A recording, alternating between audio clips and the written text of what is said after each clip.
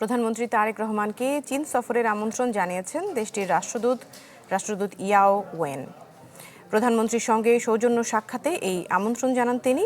এদিন পররাষ্ট্রমন্ত্রীর সঙ্গে দেখা করেন যুক্তরাষ্ট্র এবং ইউরোপীয় ইউনিয়নের রাষ্ট্রদূতরা। পরে পররাষ্ট্রমন্ত্রী জানান, বর্তমান সরকারের সাথে ঘনিষ্ঠভাবে কাজ করতে চায় সব দেশ।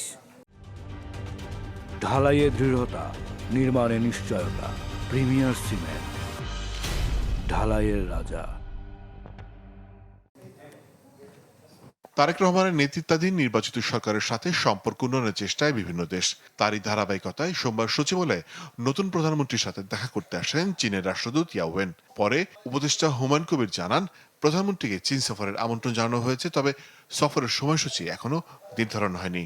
আমন্ত্রণ দেওয়া হয়েছে, টোটালি সৌজন্যমূলক সাক্ষাৎ এবং একটা দ্বিপাক্ষিক সম্পর্ক কিভাবে এগিয়ে নেওয়া যায়।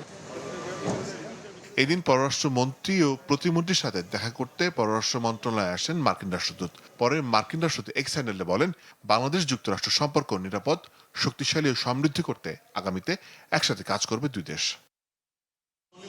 এরপর ইউর বাংলাদেশ প্রধান মাইকেল মিলারের নেতৃত্বে ডক্টর খলিলুর রহমান ও শামাওয়াজের সাথে বৈঠক করেন জোটের রাষ্ট্রদূতরা।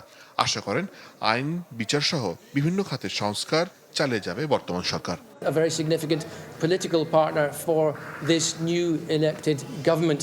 We were delighted with our meetings and we look forward to launching a new chapter and an intensification in EU-Bangladesh relations. আর পররাষ্ট্রমন্ত্রী জানান, ভারত, চীন, পাকিস্তান, যুক্তরাষ্ট্র, ইউ সহ বাংলাদেশের সাথে সকলেই ঘনিষ্ঠভাবে কাজ করতে চায়। এই সরকারের প্রতি তাদের বিপুল আস্থা এবং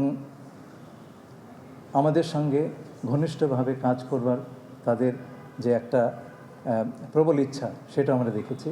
আমরা আশা করি আমাদের অঞ্চলের এবং বিশ্বের অন্যান্য স্থানে আমাদের যে সমস্ত বন্ধু রাষ্ট্র আছেন তাদের সবার সঙ্গে আমরা অত্যন্ত গভীর সম্পর্ক যে আমরা চালিয়ে যেতে আমরা প্রতিষ্ঠা করতে পারব। মন্ত্রী জানান, অভ্যন্তরীণ বিষয়ে কোনো দেশের হস্তক্ষেপ চায় না বাংলাদেশ। মোর্শেদ হাসিব, চ্যানেল 24, ঢাকা।